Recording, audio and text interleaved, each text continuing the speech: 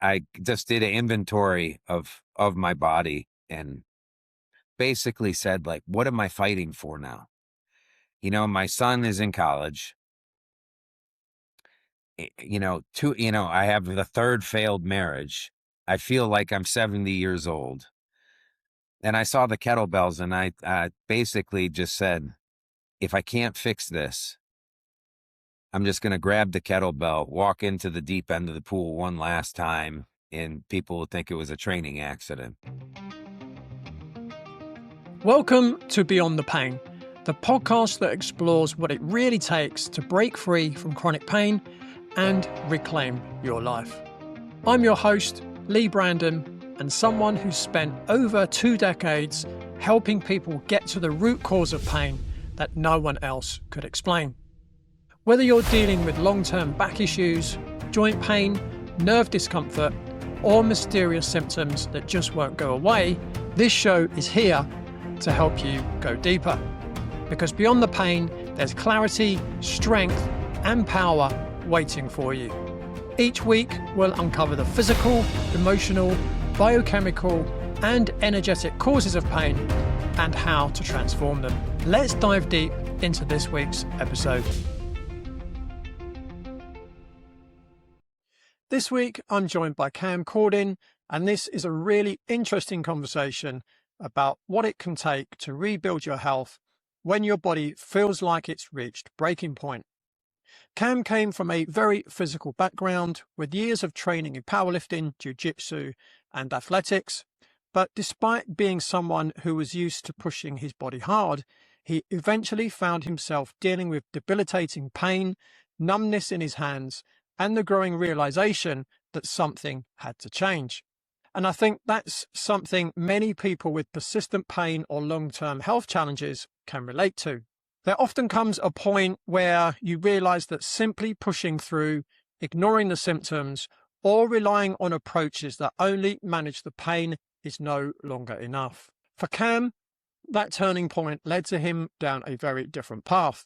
He began exploring cold exposure, kettlebell training, mental resilience, and eventually developed what he calls the Savage Chill system. Now, this is not a conversation about quick fixes or pretending that pain is easy to overcome. It's about personal responsibility, structure, consistency, and learning how to work with the body rather than simply fighting against it. We talk about why discomfort is not always something to avoid, how fear can keep people stuck, why rebuilding health often requires both physical and mental discipline, and how Cam went from feeling broken to creating a system that helped him reclaim his health and purpose. So whether you're struggling with chronic pain, feeling limited by your body, or simply looking for inspiration to take a more active role in your health, I think you'll get a lot from this episode. And before we get into the conversation, this episode is going out just 2 days before the publication of my new book, Beyond the Pain, a whole person approach to understanding pain and participating in recovery, and it's being published in just 2 days. Now, this book is for anyone who has been struggling with persistent pain and feels there may be more to the story than simply the painful area itself. It's also for practitioners who want a broader framework for understanding pain through the body, nervous system, lifestyle, emotional stress, behavior, and personal responsibility. You can grab a free chapter now, and the link is in the show notes.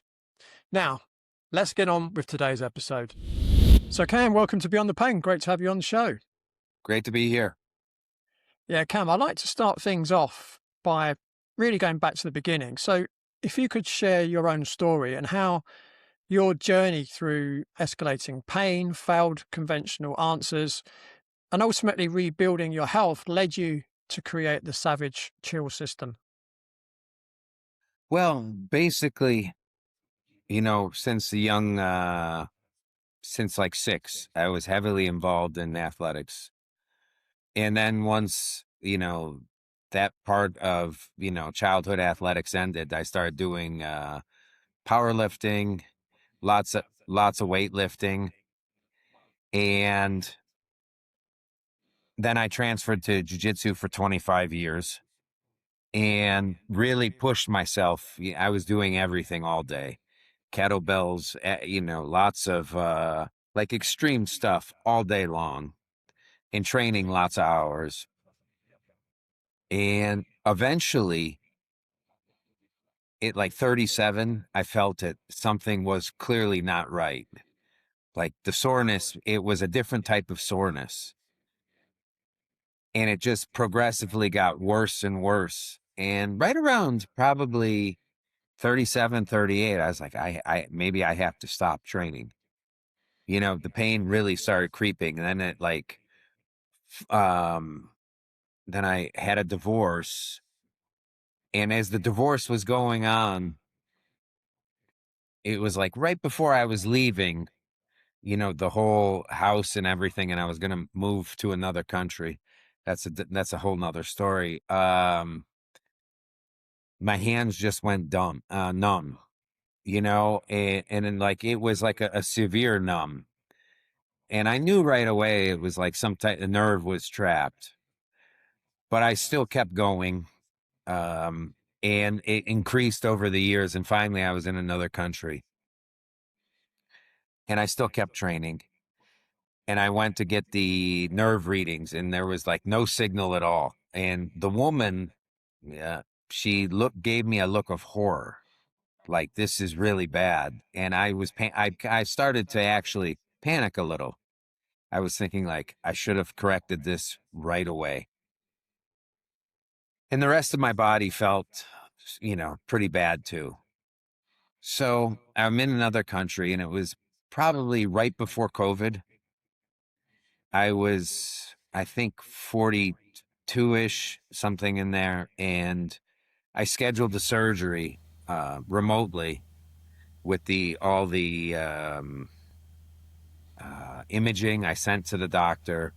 And he's like, well, we can do this. So I did both arms at the same time. It helped. And the guy did tell me, he's like, look, you waited too long. You might get most of the feeling back. But the rest of my body was still shot. So I kept doing what I was doing. And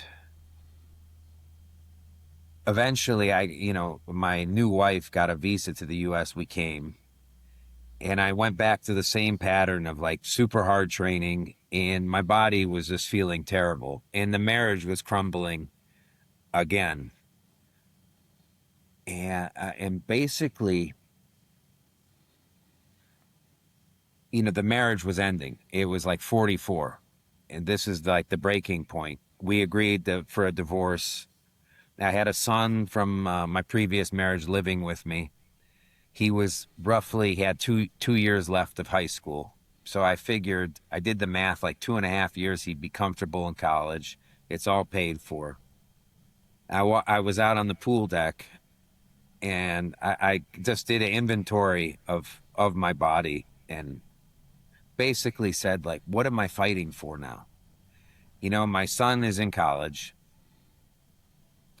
I have the third failed marriage.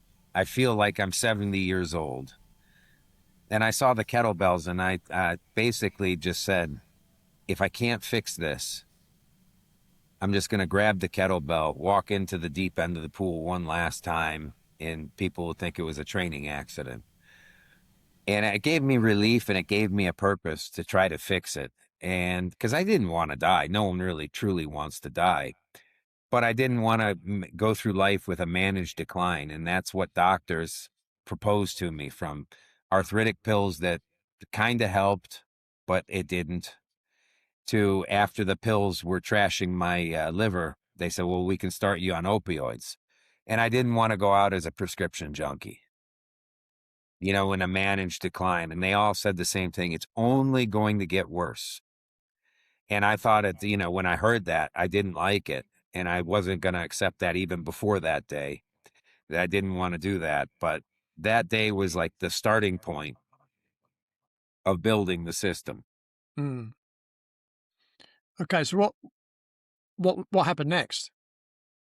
What happened next is like, well, I've always been like really interested in like training methodologies. So I have a really big background in that and system dynamics. So I started doing a lot of research, like what can I do? And like people would tell me, like you should try this. I would try it. And eventually I bought an ozone machine. In the ozone therapy, it gave temporary relief. I'm not going to say it was great, but it was enough that I could actually fall asleep at night. So I started doing the ozone, and I started doing some other stuff. Like I think I talk about it in the book. It's controversial, but I didn't care at the time. Like taking borax, and it really helped the joints. I was doing lots of magnesium loading with, drinking it in powders and actually applying it with DMSO right into the joints, and it helped. It didn't help my smell, but it really helped. And then I started investigating like the cold exposure, and I started really doing it. And the cold exposure was like one of those things that was great. And I was still training, of course. I never stopped. In the cold exposure, I really took a liking to it. And I started off slow, like you should, a minute, then 2 minutes, then 3 minutes. And when I started hitting like really like 10-minute marks, the body really felt like it was healing. And I kept increasing the amount through it. And eventually, because I had it pretty cold, because it was a deep freezer and it was, freezing water. Then I added Epsom salt to make it even colder because I was just maybe crazy. And it really helped the longer I went in. So I was doing anywhere from 10 minutes to 30 minutes a day. And when Wow. you do the long exposure, it takes forever for your body to warm up. And my body was starting to feel really good. So I didn't like the whole warming up phase because it took forever. And that's when I started doing the kettlebell. I just said, you know what, I need to generate heat. I'll start with swings. And my body was feeling good. It like cold exposure alone was healing it. Then I started doing the kettlebell. I started doing swings. I started feeling better and better. And I started with a low weight and slowly transitioned higher and higher. My joints could handle it. And probably after a year and a half of doing that protocol, like I became really strong. And like I don't know how to. And it really, the whole beautiful thing about the system is like kettlebells or just the gym in general. It's really boring. I don't know anyone that's excited about lifting weights. It's really I boring. do. I enjoy it. I've been doing it for, my whole life. So it's kind of like you feel like you have to do it and you need a little motivation. But doing the cold exposure first, you want to do the weights. You want to do Mm, the kettlebells because you want to, warm up mm. versus just sit there and stay cold for hours. So for me, that system really made me want to do, it was the part cold exposure first. It took the motivation of wanting to do it.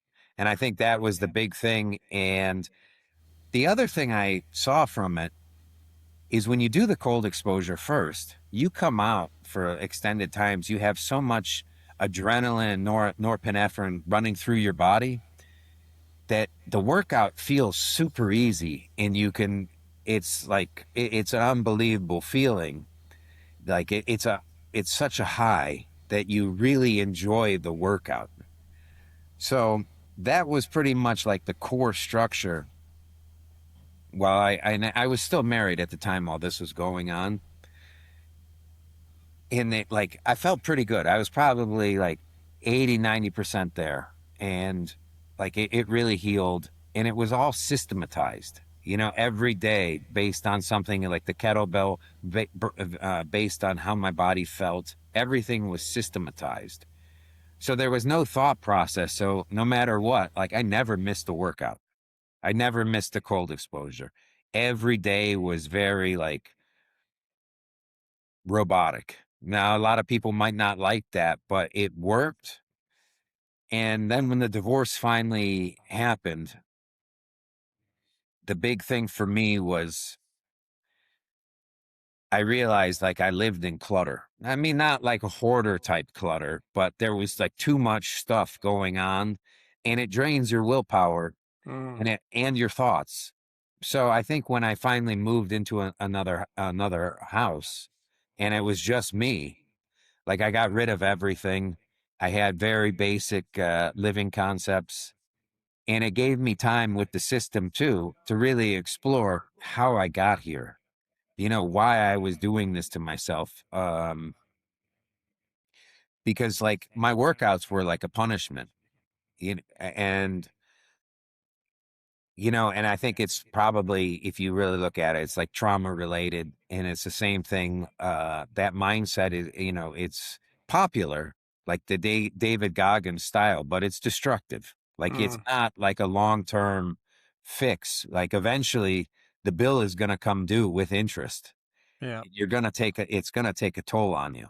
So I think that systematizing it and really focusing on like recovering your nervous system is the key to everything.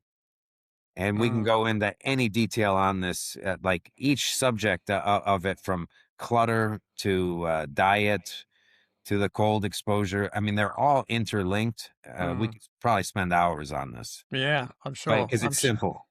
Yeah, I'm sure. So you say you were doing like 1 minute cold exposure initially, Yeah. Yeah. 1 minute.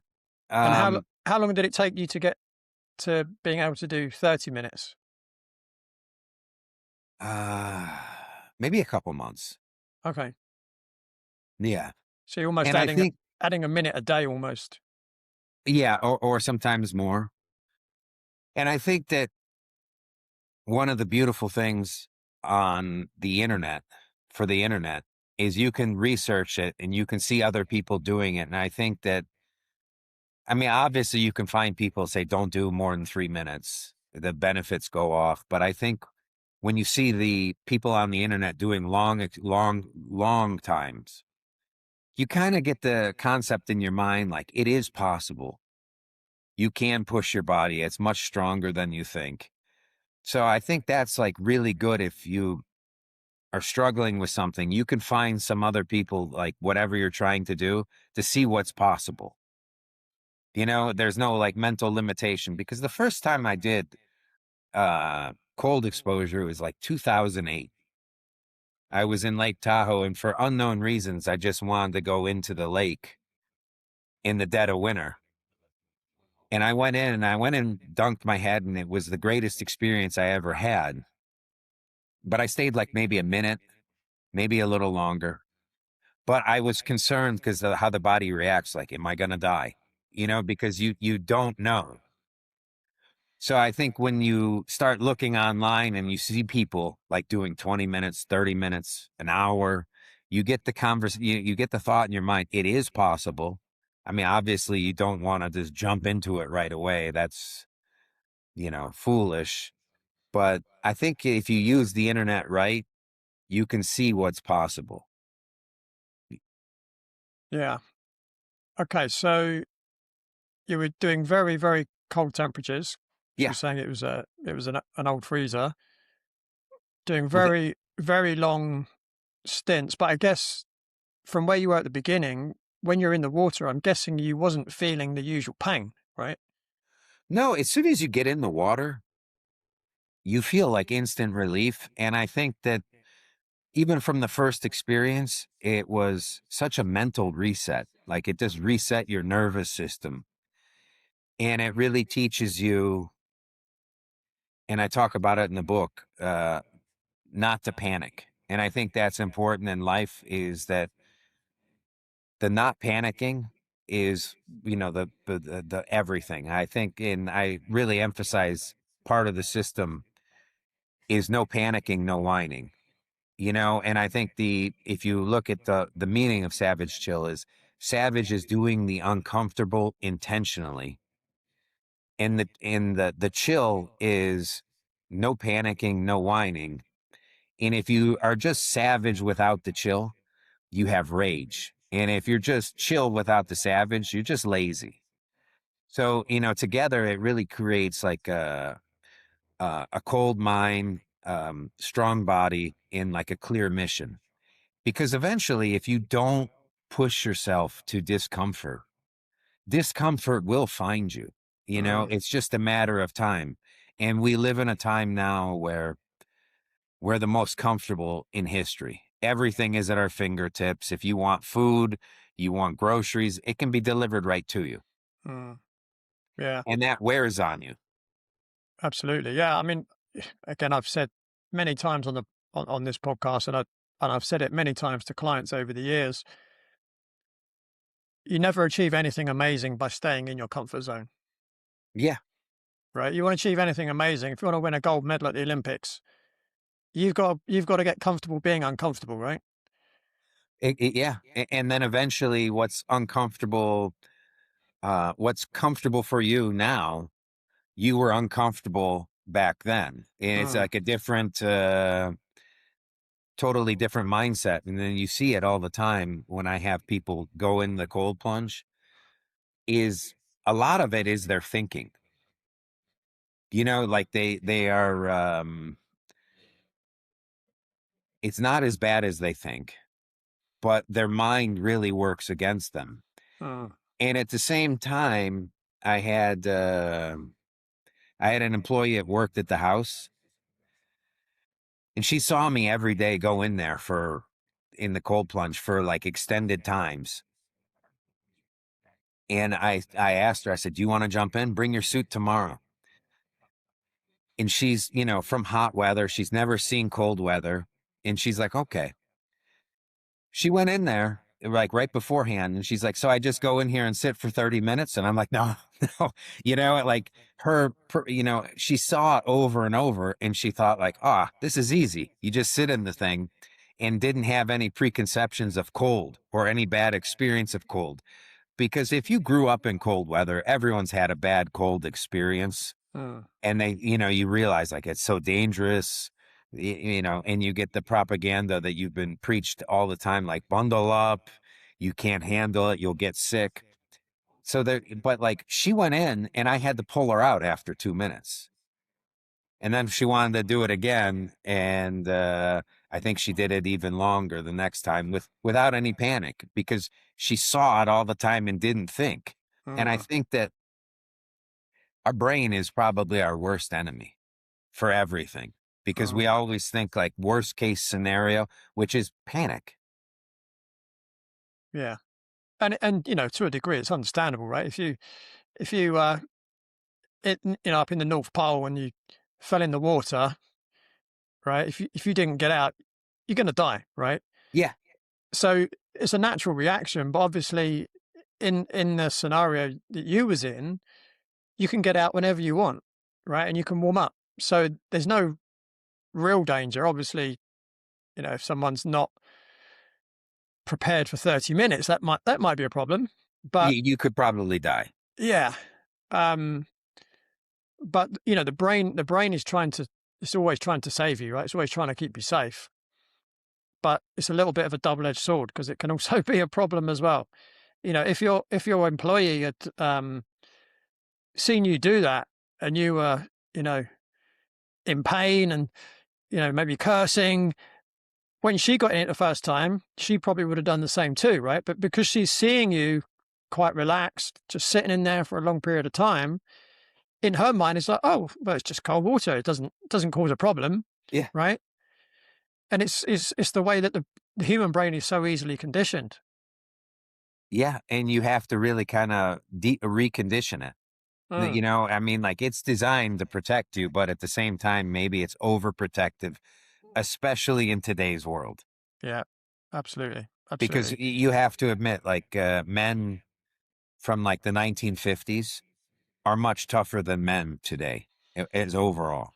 yeah, yeah, yeah, for many reasons. Yeah. Yeah. Yeah. That's a whole long topic. Yeah, yeah. So obviously, the theme of this show is all about pain. So when doctors tell someone that pain is degenerative, and that, the only answer is to manage it with pills. What would you say is the alternative framework that actually gives people a chance to change their situation? Well, I think there's so many ways, like the human body is so magical, I would say, in that like science can't comprehend its true capabilities, and I don't think it ever will. But it does go away. Um, and I think that like if someone is truly, truly in pain, and like I think you have to start from ground zero and assume everything you know is wrong, from the way you stand, your posture, the way you breathe, the way you sleep, um, and obviously food and water. I think water for me, the majority of people are underhydrated, Mm, and people like this right here is roughly a liter. I have two of these every night. I bring up next to my bed. I drink both of them fast, right in first thing in the morning. Now I do only eat one meal a day, but I drink a lot of water. And the more water I drink, the better I feel. And I know people will always come back and say, well, you're watering down your electrolytes. And, it takes a ton of water to really do that. And I do take electrolytes, like I have salt during the day if I feel like it. And I drink, I take a lot of like magnesium during the day as well. But I think people like are so scared of the concept of the electrolyte imbalance, which is so far from the truth, that they that this 8 cups of water a day. It's real. I think that's what they recommend. It's so small. There's mhm. no possible way, especially if you're active, that you're going to be totally hydrated. And most people wake up first thing in the morning and they run downstairs and they have coffee. And then they wonder why they're like panic stricken. Then they start shallow breathing and their day is just total chaos. So water plays a big role. And for people that, that want to doubt it, is if you look at Tom Brady, I mean, he's worldwide known, greatest football player ever, played really long into his career. His whole program, I think it's called the TB12. Like he was very strict with water consumption. And like I believe his basic protocol was 1 ounce per pound of weight. Mm, So, if he was doing nothing that day, and he's like a 220-pound guy, 220 ounces, that's almost 2 gallons. It's like maybe it's not, you know what I'm saying. And then if he was actually working out, it could be 2 to 3 times his actual body weight in ounces in the hot weather and everything else.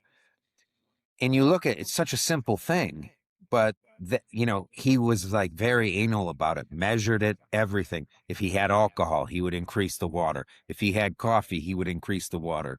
So people can mock the whole water consumption and say you're diluting electrolytes. But look at him. Look at other athletes. They all drink huge amounts of water. And water is a huge part of your body along with salt. And I do eat a lot of salt as well. And people have mocked me for a long time on how much salt I put on meat. But it's not bad. Obviously, if you get table salt, it is. mm, But like if you're just having sea salt, it's fine. You know, drink the water. And I've worked with clients as young as 18. There was one in, I believe in Sweden. He had brain fog, everything, and we walked through his actual day, how it starts, and he would struggle to get out of bed when his alarm got off. And I told him, just bring a liter of water. Start with a liter. Drink it down. It won't feel good at first. You'll think it's too much. And within a week, he felt fine. You know, the brain fog was gone. And it was such a simple thing of just water. Mm. And another client I can say is digestive problems for 10 years using suppositories and enemas. Went to the doctor that specializes in this. And I don't know how to describe this politely, so I hope you don't mind the language. The doctor was like highly specialized and wanted to give her a shit bag. You know, young woman, to give her a shit bag. I started working with her. I said, you have to increase your water consumption. And voila, in 2 days, back to a regular scheduled digestive system where the specialists failed. No one even asked about the water. Mm. And so, like, water can cure a lot of things. So that's why you start with the basics so you can eliminate. And I think when people are designing a system, is they take their existing broken system and start adding to it. And the right approach is to subtract. You start with a bare bones system, simple that you can follow, and slowly add to it. Not take a complex broken system and start adding to it. And most people add everything all at once, so they cannot see what works or what doesn't. And the other thing I always tell people is stop with the gadgets. I know that people love these gadgets. It tracks everything, but you should learn how to feel your body. Mm. I mean, like, do you really need an Aura ring to tell you how you slept? I'm just, it's not necessary. We're not Mm. designed for this. Is not going to make or break your sleep. It's the system you use to fall asleep, what you do before bed, what you take before bed. And I think we're in a time where I like to call it fooled by complexity, and people gravitate naturally to complexity. And I think, like, if you're truly in pain, don't gravitate towards complexity. Maybe there is a simple solution, but you have to start at the basics. Yeah, absolutely. I completely agree. I mean, the framework, if you like, that I use with people is something from the Czech Institute, which is the six foundation principles, which are number one, positive thoughts; number two, uh, proper breathing; number three, adequate hydration; number four, optimal nutrition; number five, appropriate movement; and then number six is sleep, rest, and living a life in accordance with your circadian rhythm. Right? Basic Beautiful. stuff, Yeah. simple, right? And without all six, you're kind of, you know, fighting against the wind, so to speak. It's like, if you've got a three-legged stool and you take one of the legs of the stool away, it's going to fall over. And Yeah. with the foundations of health, if you haven't got all six in place, well, your stool is falling over, right? And you can buy all the wearables you want. It's not going to fix those foundations. No, and I think the other thing as well, I love all those foundations. I can't they're it's beautiful.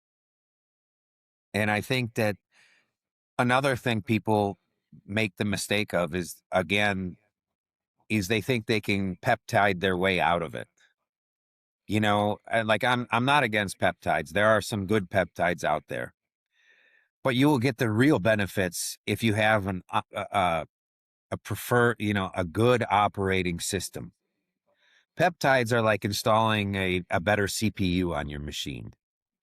It'll help, but if your machine is like a disaster, putting a new CPU in probably won't help it. Mm. And you can't just medicate your way. I mean, peptides, I wouldn't say medicate, but it might help. But if you do it right, in the right progress, it's like, with peptides or any of those type of things is it's like painting your house. But if your house needs just to be rebuilt from the foundation, painting the walls is not going to really help much. Yeah, good analogy. I just want to take a moment to mention that my new book, Beyond the Pain, is being published this week. One of the reasons I wrote this book is because so many people in pain are given very narrow explanations. They're often told their pain is simply because of a disc, a joint, a muscle, their posture, their age, or something seen on a scan. And sometimes those things matter, but they are not always the whole story. In Beyond the Pain, I explore pain from a whole person perspective. That means looking at biomechanics, movement, stress, sleep, inflammation, nutrition, the nervous system, emotional load, beliefs, identity, and the way a person participates in their own recovery. This is not a book about quick fixes, magic techniques, or pretending pain is simple. It's about helping people understand pain more clearly, ask better questions, and take a more active role in rebuilding their health. So if you've been living with persistent pain or you work with people in pain, I think this book will give you a very different way of looking at the subject. The book is published in 2 days' time, and you can grab a free chapter now using the link in the show notes. So a lot of people in pain often try to think their way out of it, analyze it constantly, as you were alluding to, or mentally wrestle with it. Why can that make things worse for people in pain, and what should they be doing instead, in your opinion? Well, I really believe, like, my principles for the system to really work is the clutter in subtraction. And I'd really talk about the clutter. It's pretty obvious. You get rid of things so you have no distractions, because every time you walk past a huge pile of something, it generates a thought and it slowly drains your willpower. And the subtraction is you problem solve through subtraction. You get rid of stuff, and it also is getting rid of those old identities you're trying to fix.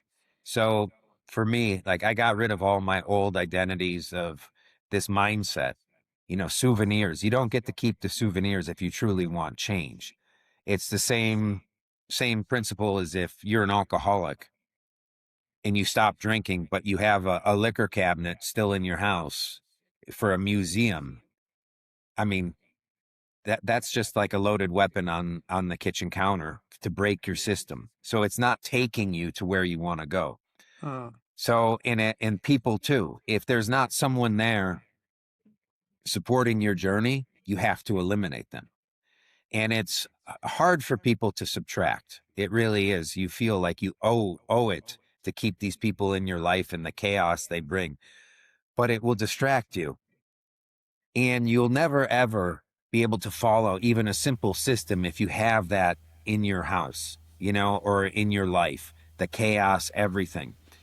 So if you systematize, and when I say systematize too, the other aspect of systematizing is have every type of scenario possible for your journey.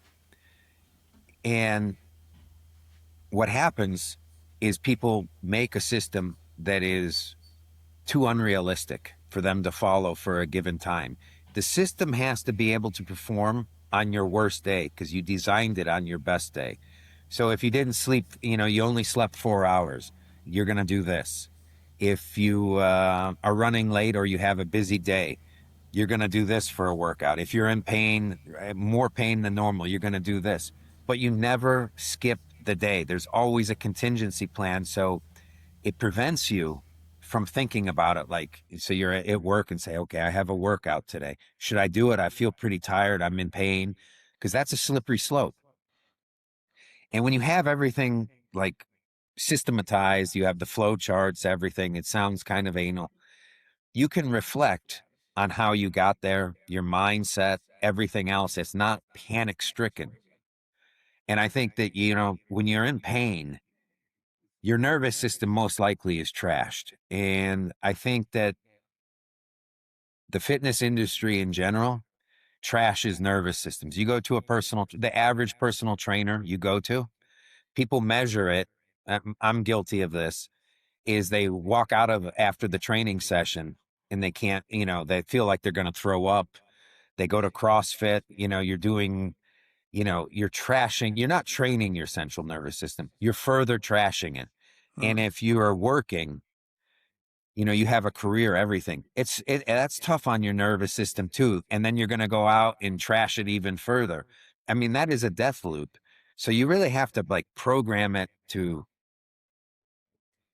have a system, and then your mind is clear, and then you can really start analyzing everything in a more calm way. And you're most likely to succeed, stick with the program, if that makes sense. Mm. Yeah, absolutely. I mean, it reminds me of, again, I'm going to go back to Czech philosophies, but we have what's called the four doctors: Dr. Happiness, Dr. Diet, Dr. Quiet, Dr. Movement. And within each of the four doctors, people can set their own core values, right? So they might say, right, I'm going to work out intensely 3 times a week, but I might do 3 Tai Chi sessions every week, right? But you wake up one day and, like you say, you might have not had much sleep. You might have a young child keeping you awake all night, or perhaps a wife that's 20 years younger than you, something like that, Yeah. keeping you awake all night.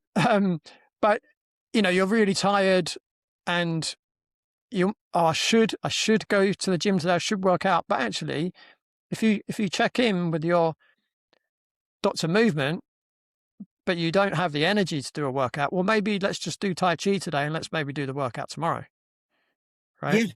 Yeah. So And the other thing that I've experienced myself many, many, many times is, okay, it's time to work out, and you're thinking, oh, I'm tired. And there's that temptation to say, well, I might just do some low intensity exercise, or I might just go for a walk. And nothing wrong with that. no.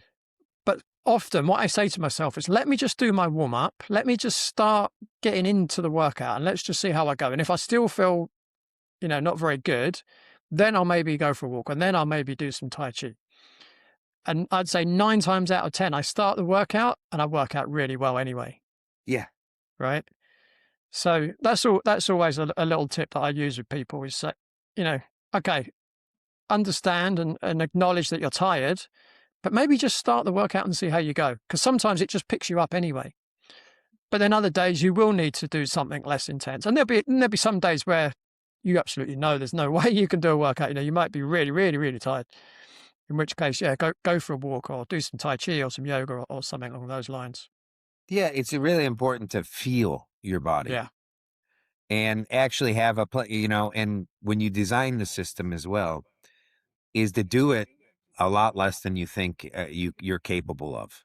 And I Mm. also believe is whatever you're doing, the concept of training to failure is terrible concept to begin with, because it teaches you to fail.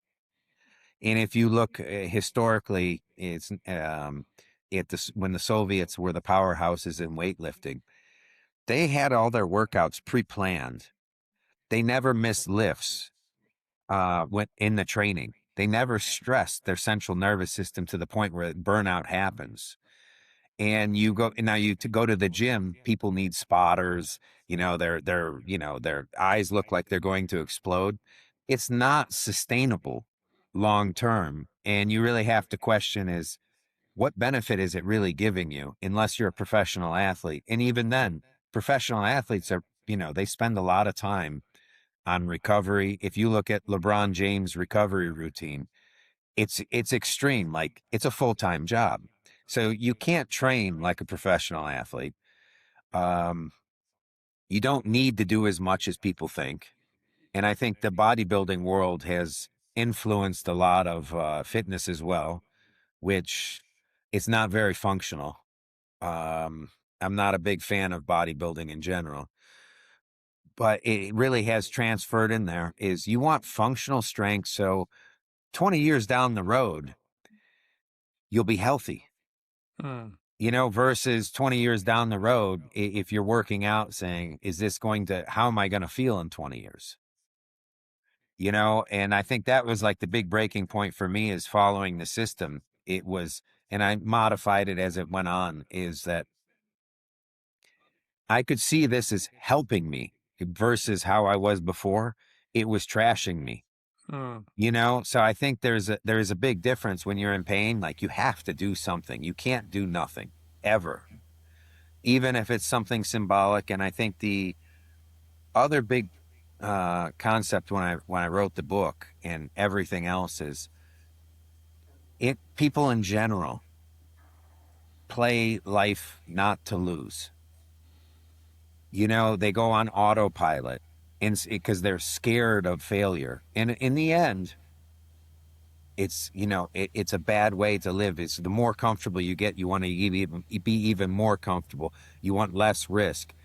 But is my background, I'm in systems, but trading as well, is when people look for that low volatility, that myth, like I'm going to have low returns with low volatility. It's a fool's game because eventually when the storm comes, it hits everything. There is no low volatility, and you had a chance to make really good gains, but you were playing it safe. While the guy next to you was like, he was not playing scared. And I think when you just say like, what the hell, and especially you're in super pain, what do you have to lose? Mm. I mean, like that you should play to win. Mm. It's not guaranteed. Nothing in life is guaranteed, but you should go all in and not play scared.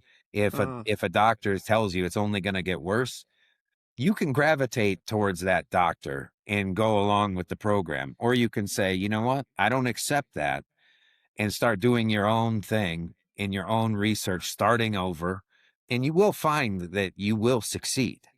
And there's other people in your exact same spot with your exact same problem. And if you search hard enough online, you can see like it's a good motivation.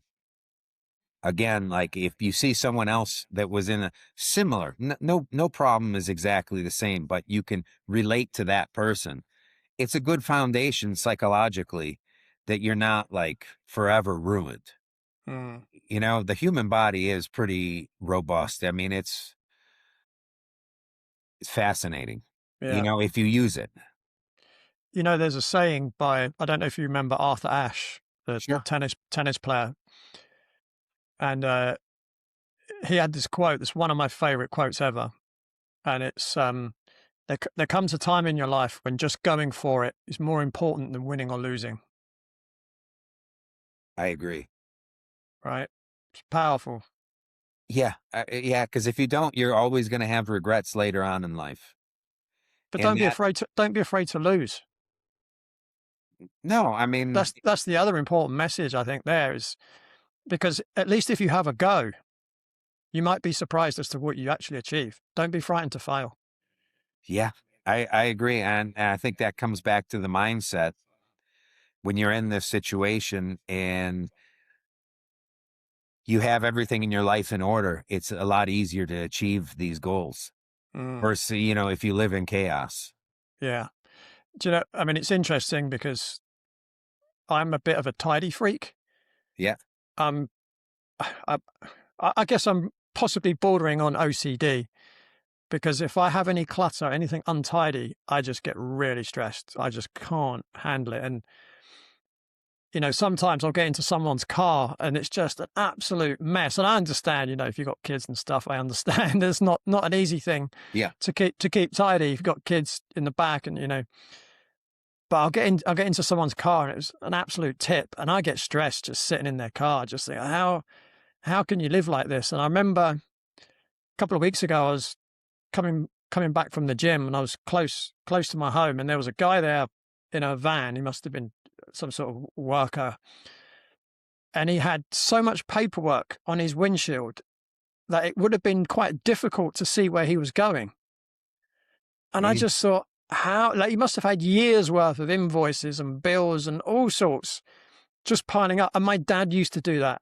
My dad was a heating engineer and a plumber, And like if you got into his van, you'd open the passenger side door and all this paperwork would just fall out into the street. And I just can't live life like that. I need everything to be clean, clutter free, and then I'm relaxed. Yeah. And and so for me, like on a regular basis, I'm throwing stuff away. I'm taking stuff to the charity shop on a regular basis because I just don't need clutter in my life. No, and I think that digital clutter as well Mm, is another one that I talk about in the book. And like I can relate to this is I'm in my third marriage and all of a sudden there would like be a bill. Sometimes I'd pay the bill on my phone, sometimes on my computer, sometimes on a laptop. So there were passwords on every one of these devices. And it got to the point where I'd get an email about something and I'm like, oh God. And like sometimes they'd set up a new password each time you go in, and I would be like, which device has the password? And it would stress me out. And so finally, I talked to an IT guy I'm friends with. He's like, yeah, you have to get this password manager. It syncs to all devices.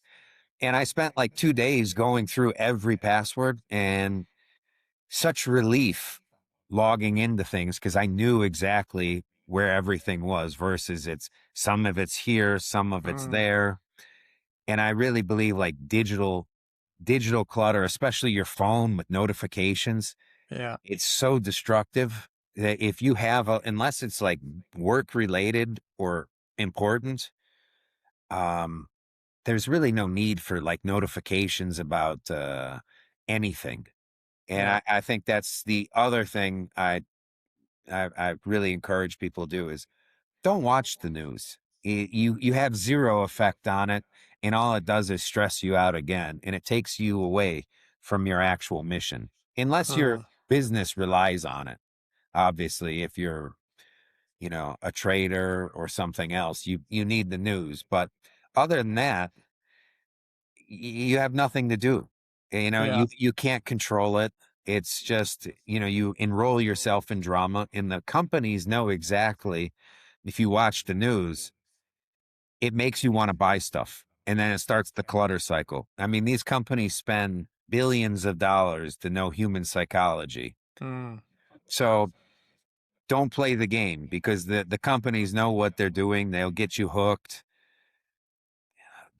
So there's like the clutter is everywhere, yeah, and especially now compared to like 50 years ago, there's so much information coming at you with the device. It's like a little TV compared to like 50 years ago. They would tell you like, don't watch TV. It makes you stupid.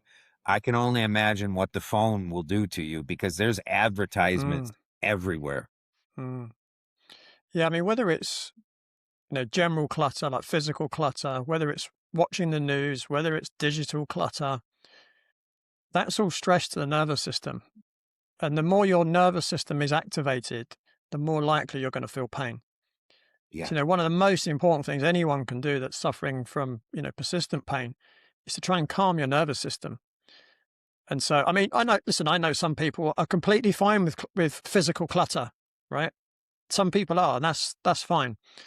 But the news, well, whether you realize it or not, does stress people, whether that's conscious or unconscious, it does. Yeah. And so do these mobile devices. I mean, you know, one of the things about addictions is that almost everyone with an addiction can't admit to themselves they've got an addiction, right? Hmm. Well, I would say I don't think I know anybody that doesn't have an addiction to their mobile phone, Yeah. right? I mean, I'm a lot better with it now than I was 5, 10 years ago. I mean, people often complain because they can't get hold of me, right? And that's because my phone's nearly always on airplane mode. Right? I don't want it pinging when I'm doing stuff and distracting me. And for some silly WhatsApp message from some group that's not that important anyway, right? And sometimes I'll be doing a session with a client, online, and every time their phone pings, they'll stop the session and they'll pick their phone up and they'll be reading their messages. And they're paying me for that, right? Yeah. Why not, if you're doing something important, why not just put it in airplane mode? And then when you're finished doing what you're doing, if you need to use your phone, take it off airplane mode. Why do you need it? I mean, okay, for some people, yeah, there might be a reason why some people need to keep it switched on, but most people don't, No, right? You no. know, I have a friend.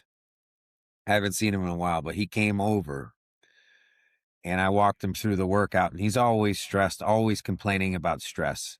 And his phone, it seems like he likes to add like people in the group chats, everything. Like he's always in tune with what he has going on. And his phone like beeps like 30 times a minute. It like all day long. And I just think to myself, like, of course you're stressed. This thing is like all day, uh, and it's nothing is important. But I think maybe it makes some people feel important. I'm not like they're going to miss out on something, but it takes a toll mm, eventually. yeah, yeah, And I made him shut off the phone here when he was here. I said, please just shut off the phone. This is, my sanctuary is disturbed. And, all of a sudden he calmed down drastically from like the hyperactive mode to like more calm. And I believe that if people do it, they will find overall they will be more productive. If you mm, systematize your life, you will be more productive. yeah, And you can train people you're dealing with that, hey, you know what? If you ping me at 10 p.m., I'm not gonna respond. mm, yeah. My phone's not on at 10 p.m. It's off.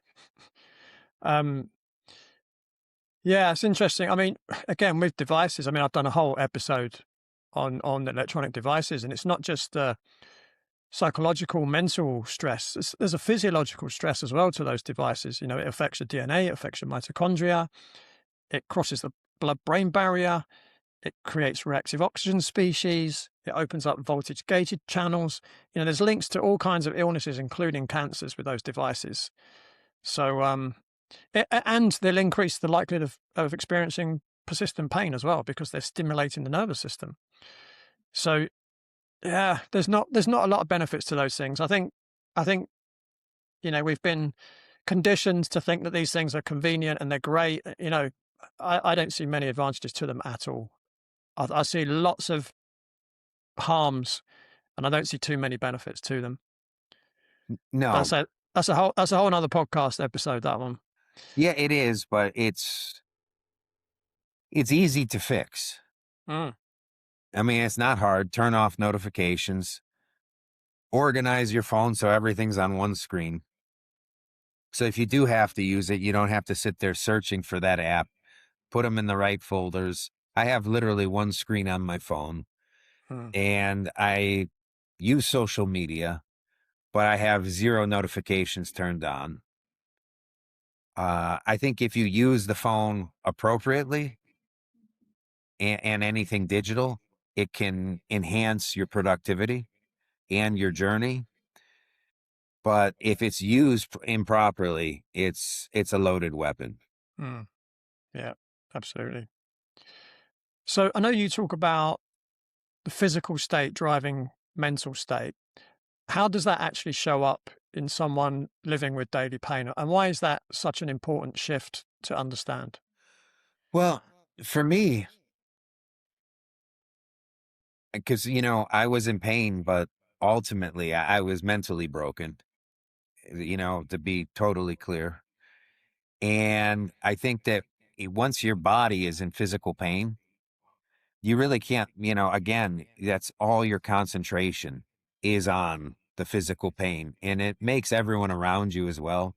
If you're not working on it, you're almost unbearable. I would agree with that. And when your body starts healing, the brain catches up. It starts finally relaxing. You can start really like analyzing everything. So, the body and mind work together. And usually the easiest thing to fix first is the body. The mind is pretty tricky, from trauma, everything else. it's a long road. And I also think going back to the cold exposure, it has lots of benefits with the mind because I can't emphasize it enough. I forget the science behind it with the, adrenaline, norepinephrine, all that, but it really just like resets your nervous system.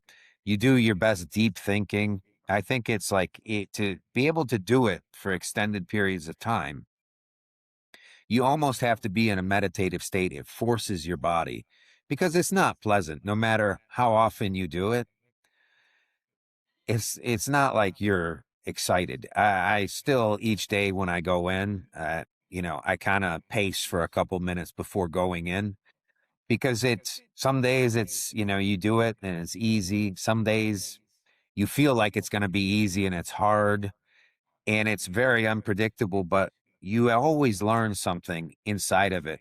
And I think the other thing, if you do go that route, is that when you go in the cold exposure, I think you should set a time and never ever get out of it before that time is up. Because you want to, otherwise you'll get out just when it starts getting a little uncomfortable. And you can do it. You've done it before. There's no reason you can't do it again. And I think that if you just go strictly by feel, you'll kind of deceive yourself, Mm. if that makes sense. Yeah. Yeah, absolutely. It's the Yeah. same thing with like a workout too. Yeah.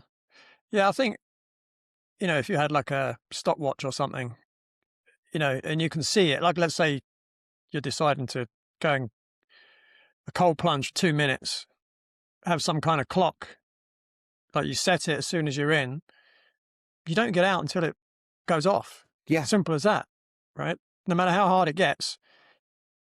But if you're watching the numbers tick down, that almost takes your mind off it to a degree as well. And you say, oh, there's only another 30 seconds. I can hang on to this, whereas if there was no clock there, you'd just be like, oh, I'm going to get out.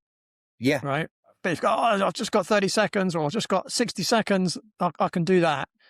But if there's no visual, it actually makes it much harder. And I think sometimes people might be surprised as well as to how long they have been in there if there is no timer. I mean, sometimes, because I do cold showers every day, and it's interesting, I count the seconds in my head. And then I thought, let me actually time it and see. And I would do much longer than the time that I'd set. Right. I don't know what. I mean, maybe I just count slow. Well, Um, because you calm down and you don't want to count too fast too. yeah. Yeah. I mean, every time I've done that, I've been in longer than I was expecting to. Yeah, I used to watch the time.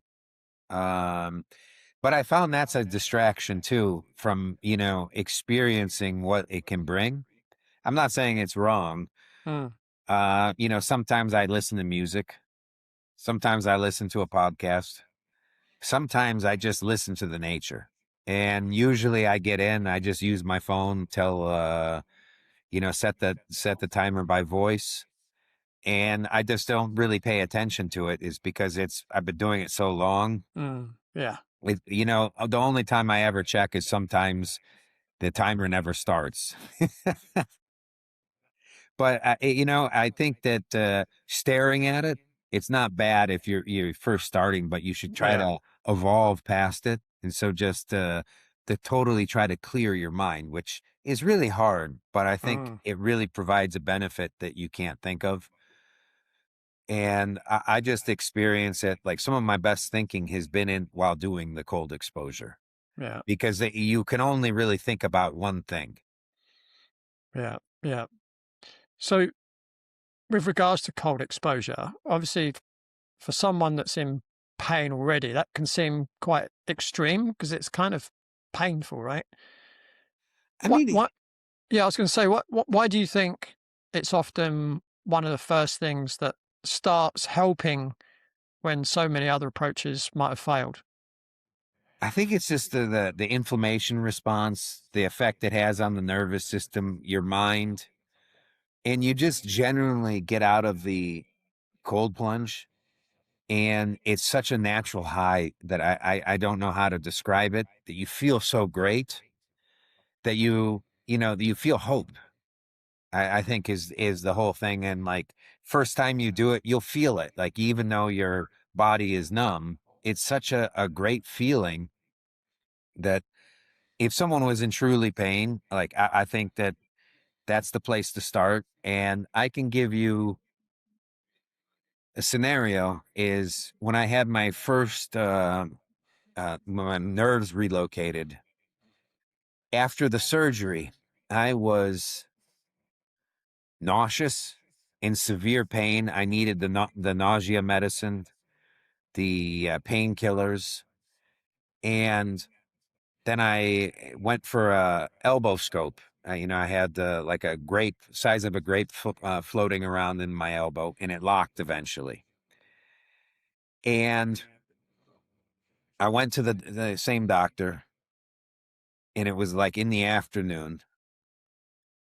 They put me under with the anesthesia, and when I came up, I felt fine. Like I wanted to walk back to the hotel, but they won't let you. And I didn't need the pain pills. So I do think cold exposure as well increases your pain tolerance. It really teaches Mm. you, so if you do have pain, you won't even notice it just from the pain tolerance.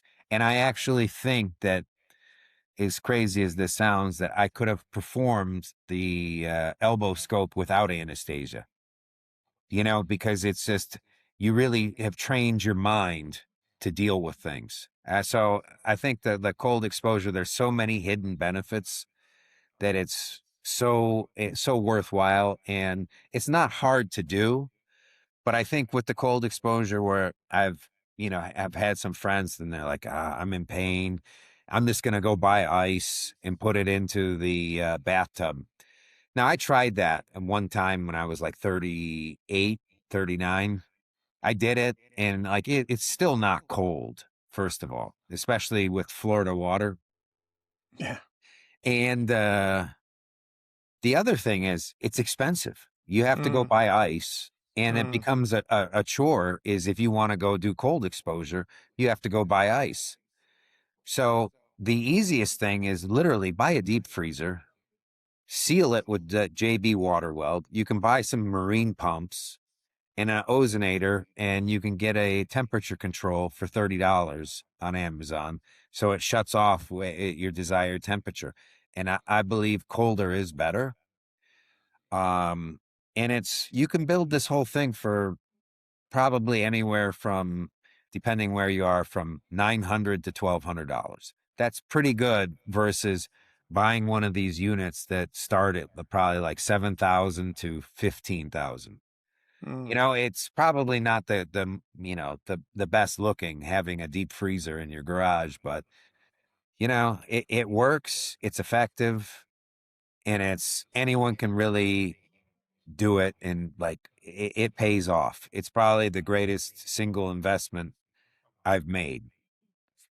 And I've made Yeah. some good investments in my day, and that was probably like it's on top of my list. I can't If you're in pain, that is probably the place to start.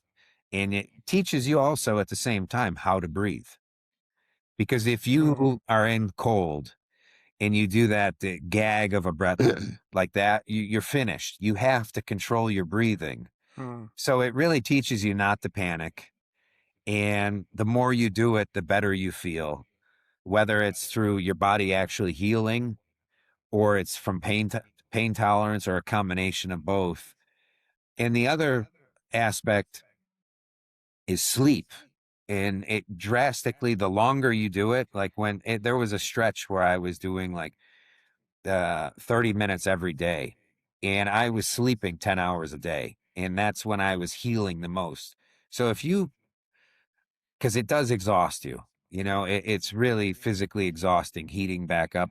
But I was sleeping at such a great, like, 10 hours a day. That's pretty good. And sometimes I would, after the workout, everything, I would just take a quick nap, and you can feel the difference Like sleep is such a key recovery tool. And if something's helping you sleep even more, you are healing. And it's like Mm, you can't put a price tag on that. So I'm a big believer just to do the cold plunge just for that effect.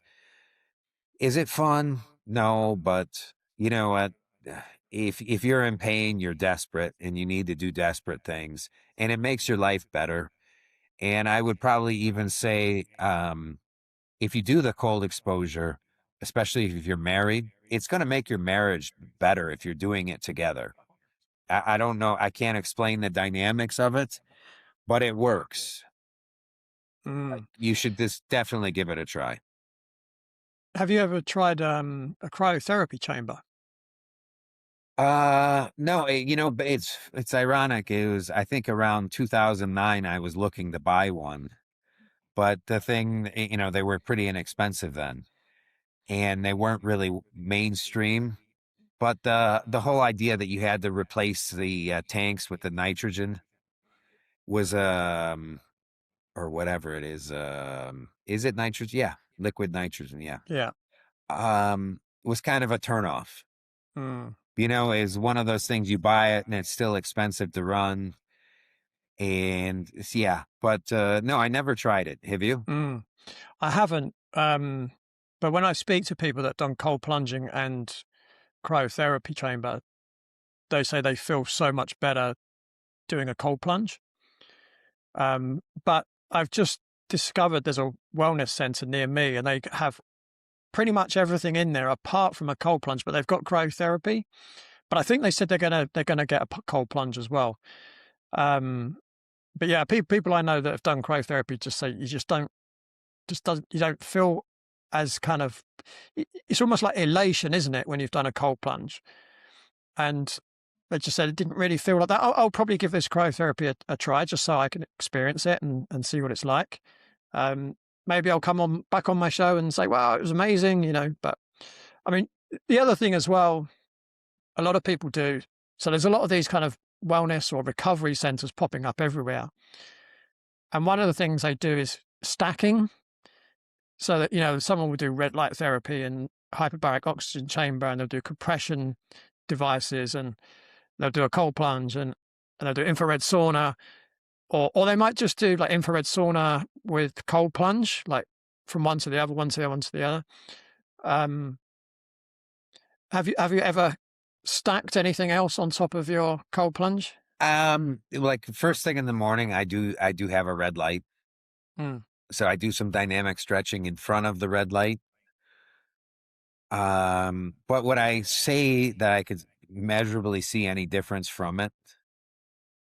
No, not really. And I do have a sauna, mm, infrared, and sometimes I do use it after the cold exposure. And depending on how cold I am, and if I have a workout, sometimes I'll sit in there, and I can, if you do it, I always do cold first.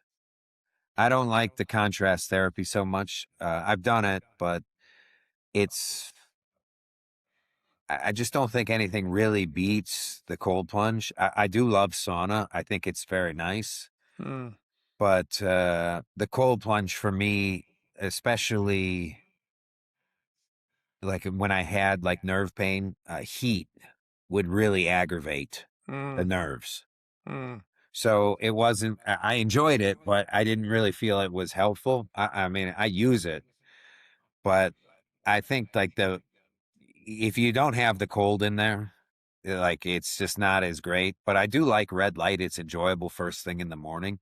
I don't mm, know. I can't measurably feel any different from it. mm, I'm gonna be on. Is it worth the cost? I'm not sure. It feels nice. I will say it's kind of nice on your eyes, but in like scar tissues, because I did have a pretty brutal scar on my lip. And doing the red light, it did heal beautifully. Like you can barely see it. So I do think there's some like great benefits of it. I think the biggest one is it's relaxing. If you can, scoop one up, it's great. And the sauna too. But, at the same time, if you start adding so much, cold plunge, sauna, red light, you're basically enslaved to the system, Mm, of healing. Like if you're in really bad shape, I would say do it. But, most people just are not going to be able to sustain that. And I mm, think you really have to set your like true core pillar that you're going to do no matter what. But if you start adding all these things in, you might end up doing none just because yeah, it's too much to do each day. And I yeah. think like structurally building your day, if you have everything, is key. Mm. Yeah, my experience with contrast therapy. So for the audience, that's when you do cold and then hot, cold then hot. So whenever I've played tennis, I get into my shower and I turn it as cold as it will go. I do about a minute cold. I turn it as hot as I can handle without burning my skin. And I'll do about a minute and then I switch cold, hot, cold, hot. And I'll do about 5 to 7 minutes. And I feel amazing after doing that. And if I don't do that, I generally have more muscle soreness. Yeah. No, it is effective. I just don't think like infrared sauna is hot enough to effectively do the contrast therapy versus like the traditional dry Mm, sauna. mm, I'm kind of on the fence if the traditional sauna is better because yeah. I do like the heat of the Mm, dry sauna, mm, but I do like the contrast showers. If you yeah. have the cold water, it's Yeah. it's really nice. If you don't And live I in would Florida, say, if you don't live in Florida, you mean? yeah, yeah. I mean, it's great going hot to cold. I mean, it's proven it removes the metabolic waste, Mm, and that's probably why you feel so good. yeah. Yeah. But I do like, since you play tennis, is I play once in a while. Is I like to do the cold plunge before tennis, Mm. especially in Florida, because you go out in the midday and it's the heat, and you're out there It, shivering. it's funny you say that because obviously I'm here in England and this weekend just gone, I did infrared sauna followed by Epsom salt bath, which was quite hot before playing tennis. And I just felt so loose. I felt really good. I had muscle soreness and I did it Saturday and Sunday. And I did feel good on the court. I felt quite sort of loose, but I guess your ambient temperature, like you're in a warm climate, I'm in a cold climate. Maybe it kind of brings you back towards the middle a little bit. Yeah. But even if you look at actual tennis players now, like Djokovic, he actually has during matches like gloves or something that Mm, reduces overall body temperature, and it makes your power it makes the power stay longer. So there is some benefits to doing the cold as well. But I mm, know what you're saying. If it's cold outside, it's not fun to do cold first. And speaking of like hot baths, yeah, I mean, one thing I really enjoy. Have you ever tried a peroxide bath? no. I get 35% food grade peroxide and fill it with like really hot water where it's uncomfortable. Put like a cup of the peroxide in, and it's unbelievable because it oxygenates you. I mean, like, Mm, it's some people say it makes you energized, and everyone I've told it to, they like one guy he's playing semi-pro hockey. He'll be in the pros soon. I gave him some peroxide, and he said he crawled out of the tub and right into bed and slept so unbelievably well. But it's a great tool. I mean, there's so many of these little hacks out there with Epsom salts, peroxide, that there's so many ways you can really skin a cat and fix mm, yourself. There is no one size fits all. And you should like, look, if you're in pain, give everything a shot, see what works for you. mm.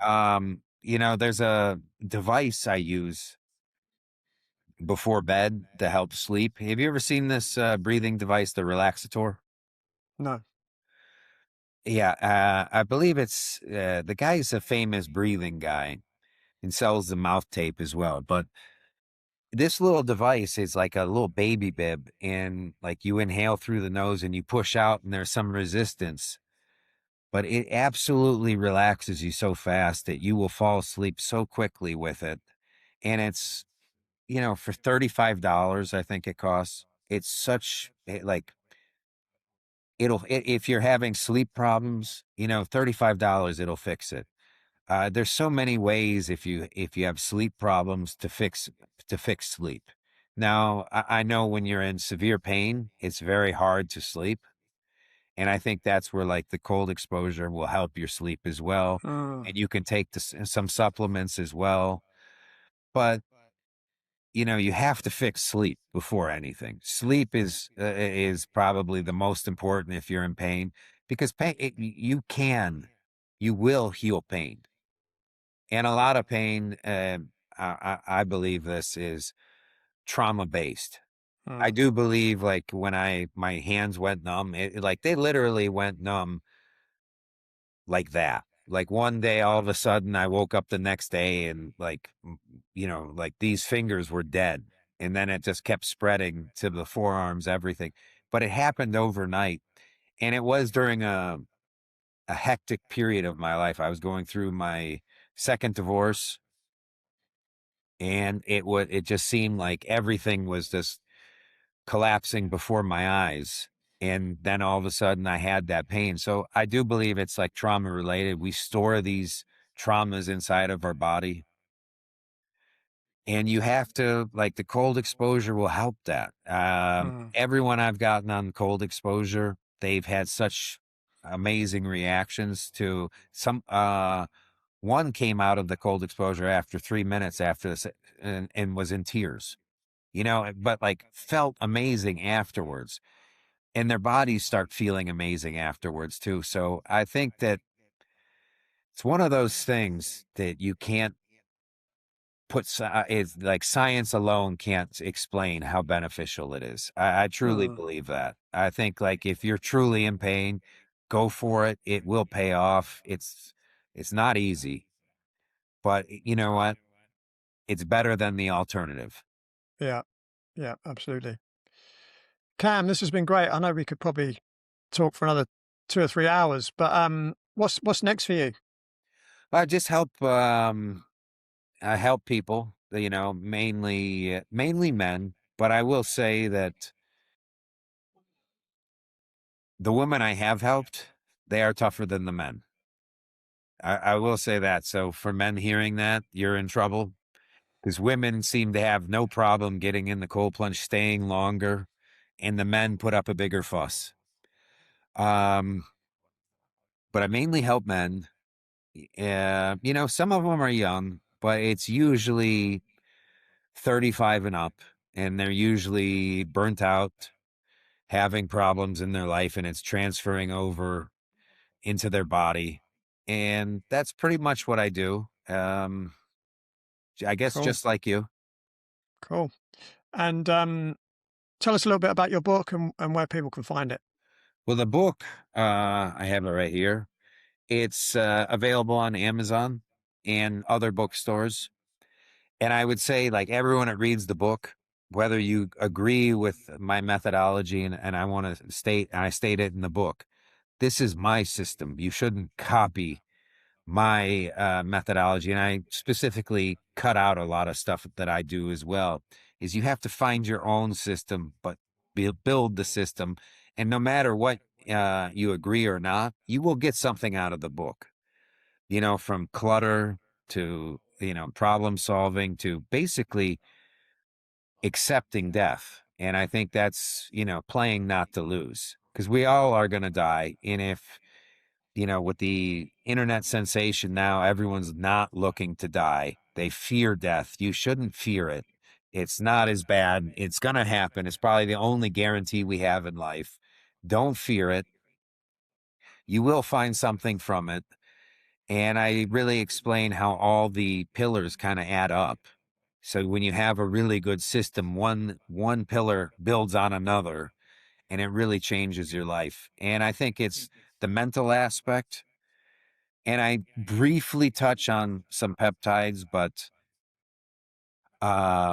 I'll share it because I think it's such an unbelievable peptide. There is a peptide called cerebrolysin. Have you heard of it? No. Oh, no, I have. Yes, Yeah, I have. it's absolutely amazing, and I recommend anyone that feels they're mentally declining, Mm. or they've had head injuries. I had a really bad concussion not too long ago, and I was really dark. And I started researching, and I got the cerebrolysin, and amazing. Um, I felt it like I took the injection that night, and literally I started having dreams again, and I can't remember the last time I had dreams. And I started getting sharper, everything else. And I told my best friend, he was a retired pro fighter, so he's had a lot of concussions. And I told him about it, and he started taking it. And he sends me a message, thank you, you saved me. This is the greatest thing, saved my family. And he started giving it to his mom, who's 70. And all of a sudden, like, she's like a spring chicken. And it's like, it's such an amazing peptide. It's been around since, I think, 1949, maybe. And you don't really hear about it, but it is so effective. I buy it in Russia. They don't sell it in the US, and it's perfect. And I will say some people experience headaches from it. Now, my friend told me this story is because he's like a big proponent of it now. His sister came in to visit, and she's a doctor. So he gave it to her, and she's like, "Oh, this is garbage." She like the first night she started throwing up. Blamed it on cerebrolysin. Month goes by, she calls him and says, "You know what? I've had migraines my whole life. And after I took that shot, I haven't had a migraine ever again." So it does rewire the brain, and the neuroplasticity. And I also think it's a great tool if you're starting a new path to recovery or anything else, a new system, that it rewires your prefrontal cortex, so you're more likely to stay on track on the system. So I think it's like one of those things. There's very little downside, and there's so much upside, especially if you're older, you're worried about dementia. It's unbelievable. They use it all the time inside of Russia. And by the way, Russia has some amazing peptides if you really dig into it for life extension. But this is commonly used inside of Russia if you have a head injury, a stroke, Parkinson's. I mean, like, the benefits for it, I can't say enough about it. It's, if you're in this state of mind, it can't hurt. It's, give it a shot. You might like it, you might not, but everyone I've pushed it on swears by it. Mm. Does it need a prescription? I mean, so, I mean, I just order it, and, Yeah, uh, because I mean, I have. Funny enough, I have looked at it before online.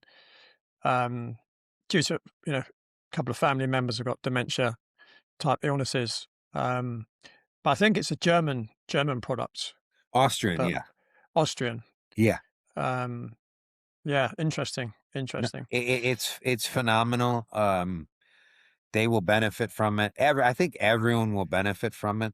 It's one of those things that, give it a go. It's amazing. You only have to do it, for 4 weeks, 5 days on, two off. That's the protocol.